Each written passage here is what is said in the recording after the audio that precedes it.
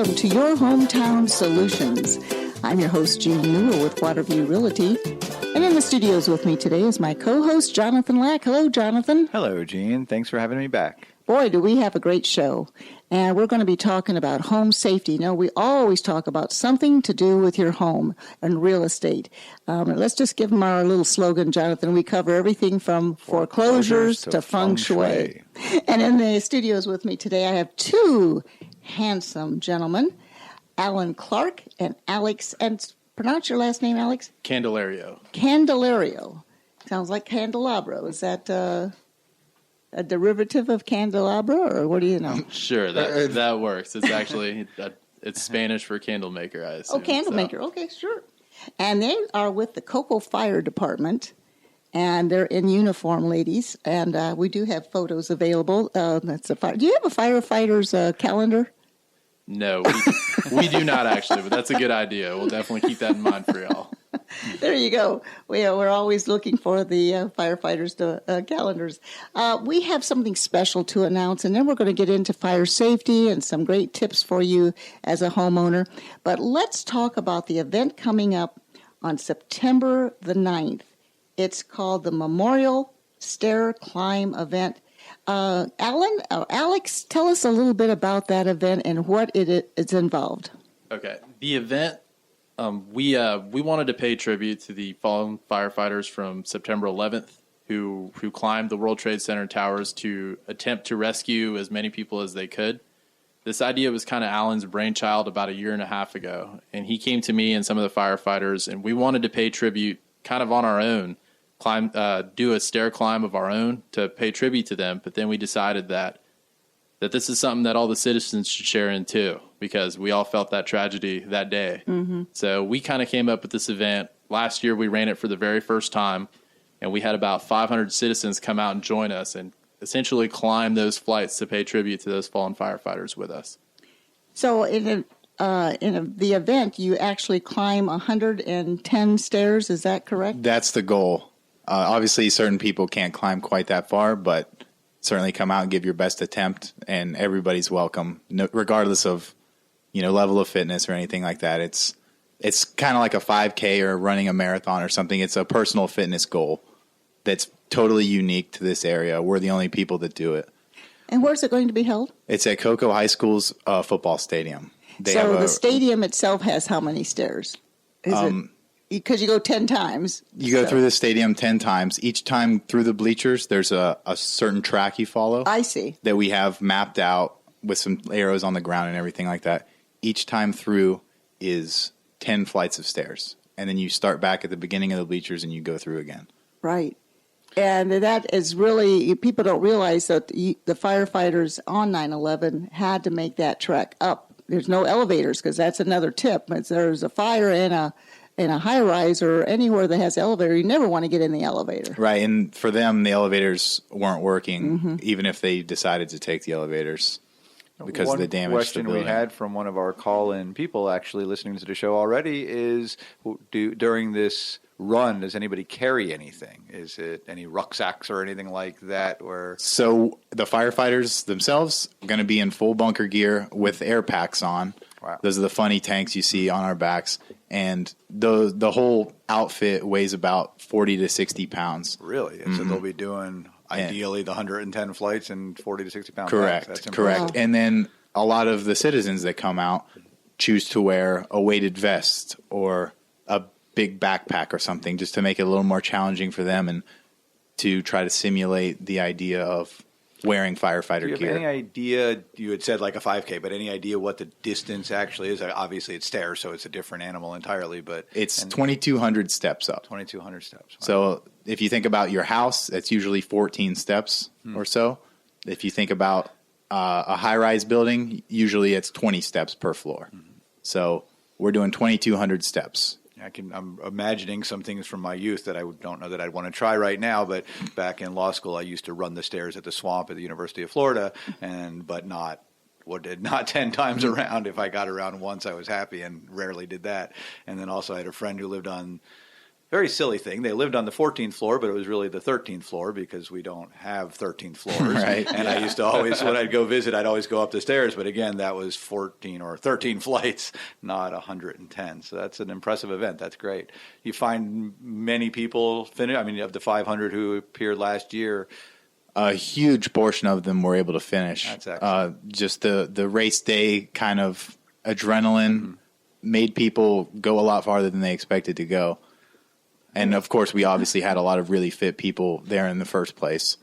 Is that a fundraiser? Is there a charge to get in? There's no charge to get in, but we are taking donations. We're selling food, and we're selling primarily T-shirts. We have event T-shirts that we'll be out there selling. We have their commemorative stair climb shirts, and then we're going to be selling October breast cancer awareness shirts. That's how we make the bulk of our money. The shirts are $15 a piece. Well, that's great to know, because our listeners always say, how do we get involved? What can we do? And we always direct them to either a website or tell them, support your community, volunteers and service people in doing all these different dangerous jobs. We always thank our service people, but we should be thanking our police and fire department every time we see them, because you do outstanding work. Tell us a little bit about how they could find out a little bit more about this event, your website or a phone number. So we have pretty much three methods. We have a website, and the website is coco911climb.weebly, and that's WEEBLY.com. And that's where you can find a ton of information about our stair climb, and as well as register for the stair climb. Okay. And we have a Facebook page. We have two Facebook pages, actually. One is called Cocoa Fire Department Unofficial. And if you just type that in your Facebook search, it'll come up. And we're always posting new content on there. And then there's a page devoted specifically to the stair climb, and it's called Cocoa FD 911 Stair Climb, or 911 Stair Climb. Do you have the statistics on during 9/11? I don't think a lot of people remember the statistics on the firefighters and civilians that lost their life during 9/11. So it's 343 firefighters, 71 police officers, and 2,996 civilians. So over 3,000 people total. It's amazing that, as the years go by, we've kind of put that aside. We were very attuned to it, but every year that goes by, people tend to put it in their memories a little bit farther and farther. And it's times like this that we need to really bring that to light, because you don't realize climbing those stairs with 40 or 60 pounds of weight, how long would it take somebody, if they're not in an emergency, how long would it take somebody to get to the top of 110 flights of stairs? At least an hour, wouldn't you think? Well, for us completing it at a decent pace, it takes us approximately 55 minutes to an hour to complete. So them on that day with you got smoke, and you have people coming the other way down, and then you're up there, then you're carrying people, you're trying to assist people. That's the challenge that I think that a lot of people don't realize, that it's not just about climbing stairs, it's about what you have to do once you get to the top. And that's one nice thing about this area. We don't have a lot of high-rises, but do you also participate on the beach side with the high-rises there on call sometimes? Do they call you in to assist with any fires in the condominiums, or there's high-rises on the beach side? No, we don't really make it beachside a lot. That's more Cocoa Beach Fire Department. We're Cocoa Fire Department. We're more on the mainland. We have a few high-rises of our own. What tends to be a territorial coverage for a fire department? Are they city-based, county-based? Where can I expect my fire? Again, I hope I never need the assistance, but if I did, where would I expect, and what kind of time response is typical for anywhere? For us, we're a municipal fire department, so we serve the areas within the city of Cocoa limits. Okay. So we're dedicated to that. Merritt Island is under the coverage of Brevard County Fire Rescue, which is also a great department, and they do generally the majority of the fire coverage here in the county. But some of the other cities and municipalities, Titusville, Palm Bay, and Melbourne, and Cocoa Beach specifically, have their own municipal fire departments. Okay, great. And And how big an area is Cocoa, and how many different what do you call them, branches? Stations. Thank you. That's Cocoa is a relatively small city compared to the others in the county. We have about 17,000 people in the city, and we have 3 fire stations. okay. Very good.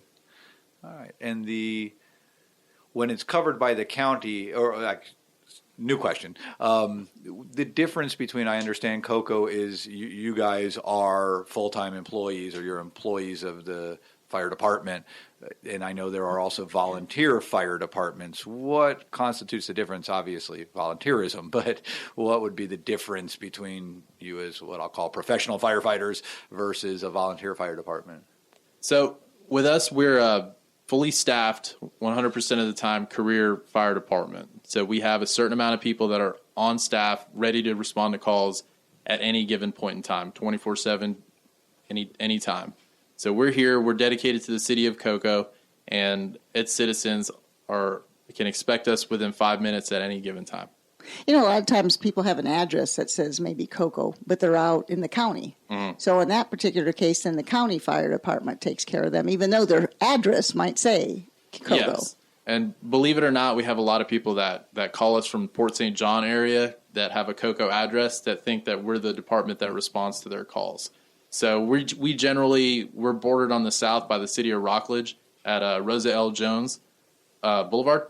And on the north end, we're pretty much up until just north of 528. So anything north of that is taken care of by Brevard County Fire Rescue. And of course, it's 911 that people call. They shouldn't be trying to look up the station's phone number. They need to call 911, and they'll figure out what fire department station to call out for them. Yes. Is that right? So this is so exciting to know what all you provide, the community services. I went online, and I thought this was kind of fun. It said, do you have ride-alongs? And the answer was yes. So you can call and ride along with with you all on a call, or actually go out, and hopefully there won't be a call, I guess. What happens? They're out there on a ride-along. Tell us what you do. Do you go out for 15, 20 minutes, or what happens? Sure. Generally, if anybody wants to ride along with us, what they do is they call our main headquarters station, and they just fill out a form, and they can come ride with us for a full business day during regular hours. So they can come in and see us check out the trucks early morning at 8 o'clock, and then come in and stay with us till about 4:30 or 5 o'clock. And what they'll be doing is essentially riding on the engine, coming with us to calls. And of course, they can just stand by and watch with whatever we're doing, whether it be an emergency medical call or a structure fire. They can stand by the engine and watch us work. Do you all have to have a medical background as firefighters? Yes. So with the city of Cocoa, the majority of our firefighters are also duly certified as EMTs and paramedics. So we're a full advanced life-saving department, which basically means that anytime you call 911 for medical, we're going to have certified paramedics there to handle your emergency. We have all the same capabilities as an ambulance crew. We just don't have an ambulance. We have fire trucks, but we're all paramedics and EMTs, as well as firefighters. So I have to say something really kind of off the record, but I'm going to talk about it anyway. Just my little personal thing. So Jonathan and I are both from South Florida. So when I was living in Pompano many years ago, I dated a firefighter. It was kind of fun.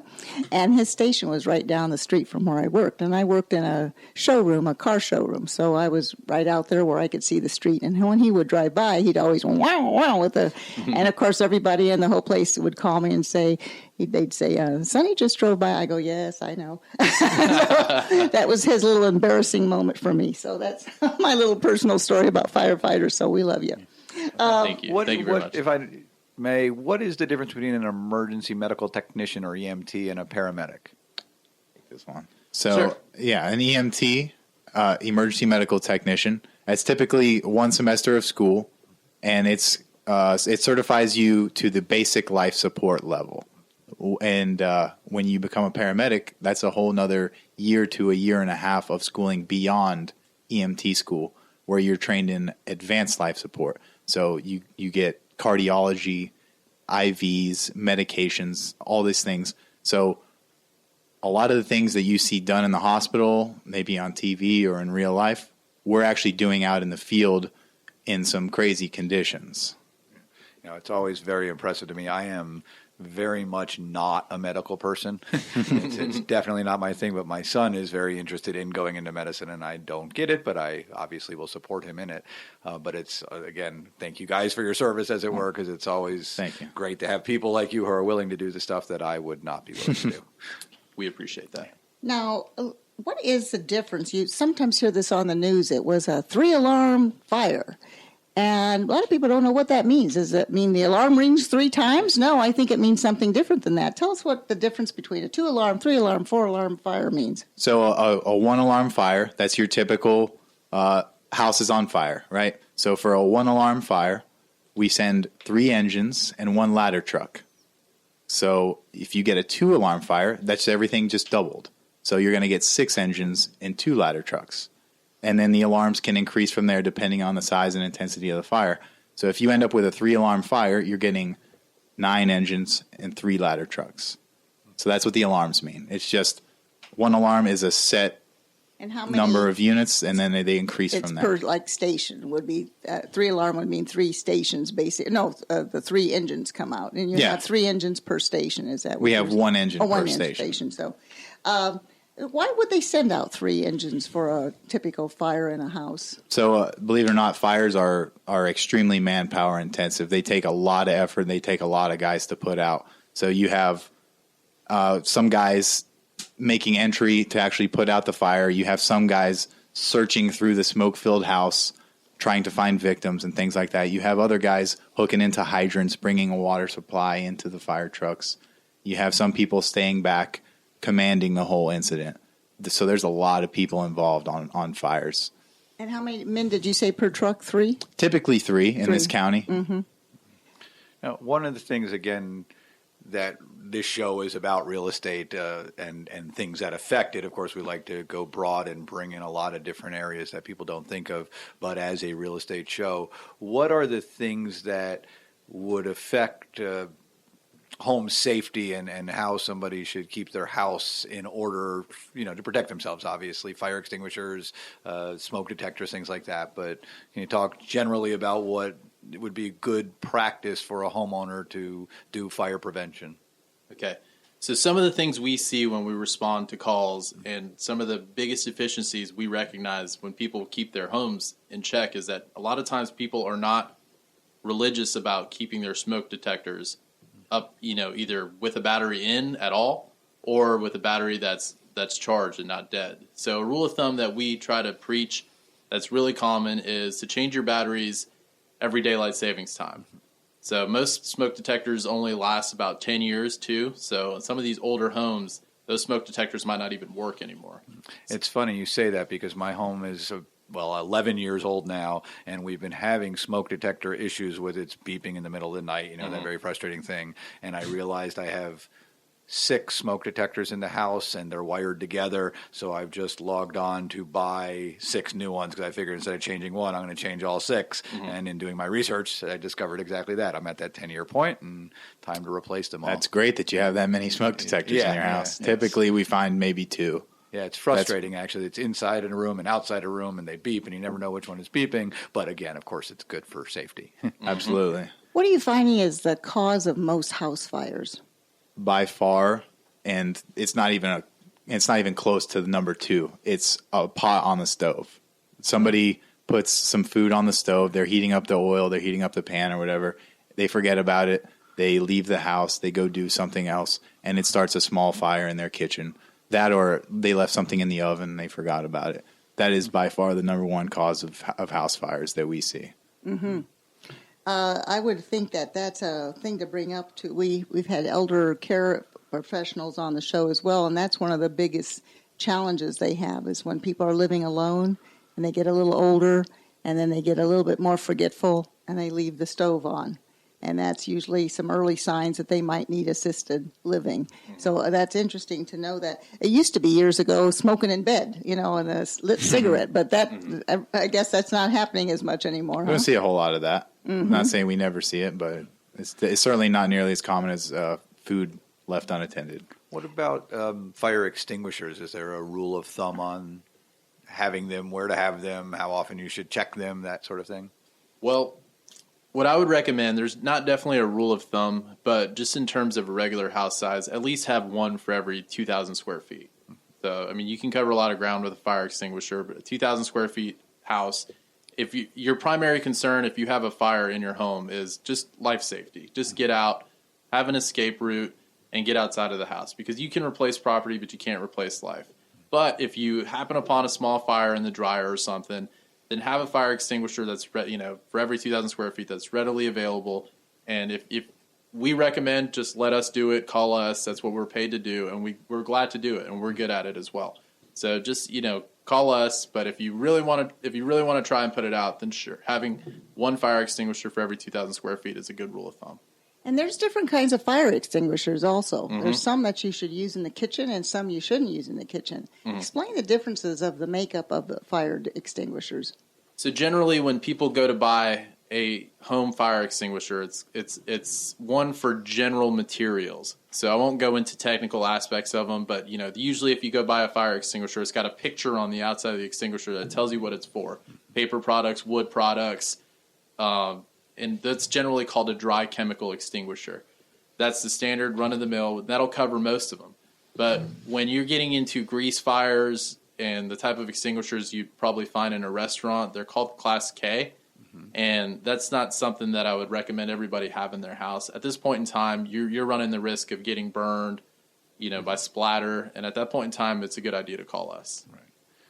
One of the things, you have a kind of a checklist that you can provide for people, a pamphlet. And how would they get a hold of that safety pamphlet? By calling the fire department or going online? And will they mail it to you, or is it something they can print out? Sure. Well, we have our Station 1 is located at 114 First Street in the city of Cocoa. And at this location, we've got plenty of open literature that you can just come and get right in our front lobby. So during regular business hours, we're open 24/7. And we encourage people to come in and visit us, talk with us, ask us questions, and we've got plenty of handouts for them. So we don't have anything online currently, but like I said, come into our Station 1 or any of our stations for that matter. We've got literature that we're able to hand out. Well, the one thing is that if you're in downtown Cocoa, is that what you said? Yes. That's the historic area, and some of those buildings are well over 100 years old. So I imagine the wiring in those are getting pretty faulty, and that's another hazard of people that are buying older homes, or they even have a home that might even be 30 or 40 years old. The wiring is one of the causes of a lot of damage. Have you seen that as well? Certainly. One of the things that Jonathan and I have seen in the past is these panel boxes. And there's a company, I guess, that went out of business, Pacific Federal, and they had these panel boxes. And if they were made around the mid-'80s, they cause fires. Have you seen any results from these panel boxes in homes and things like that? Or had anybody call out for that? Well, there's a good tip. That'll be something that we'll be able to share with you, because we're finding out that these panel boxes need to be replaced because they say they'll start fires. One of the questions I have regarding, again, if you're dealing with fires and residential fires, is pets. And I know in my own world I have the sticker on my window that we have the pets, so that you guys, if you come out, know we have a pet.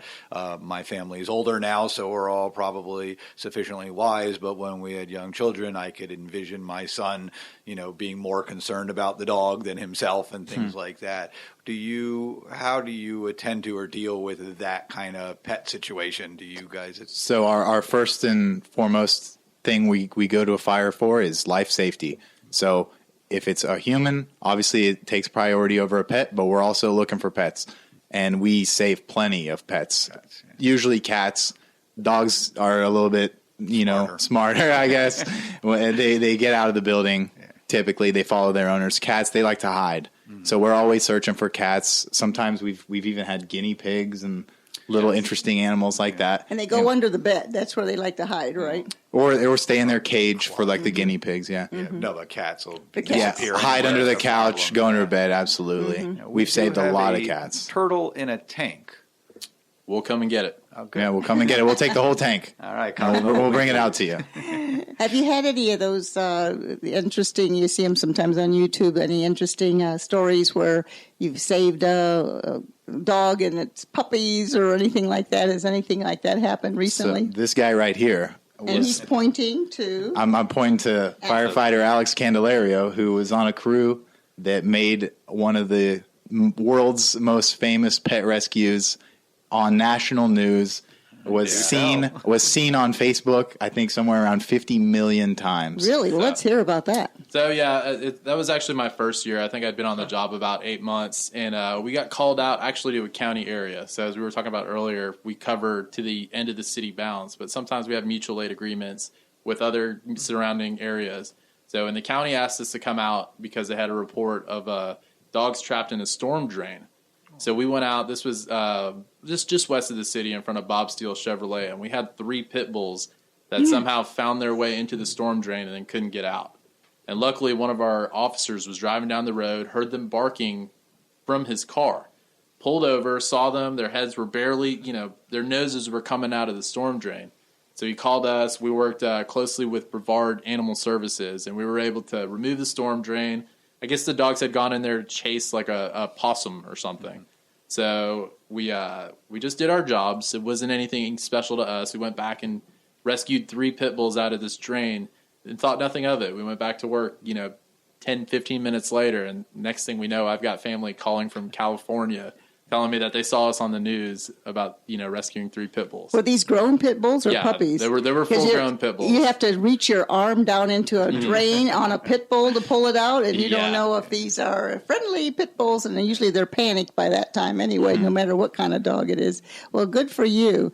Those are the kind of things we always think of firefighters getting up in the tree to get the kitten out of it, And that happens way more often than you think it will. So, we've averaged probably about 5 to 10 pet rescues within the last year and a half.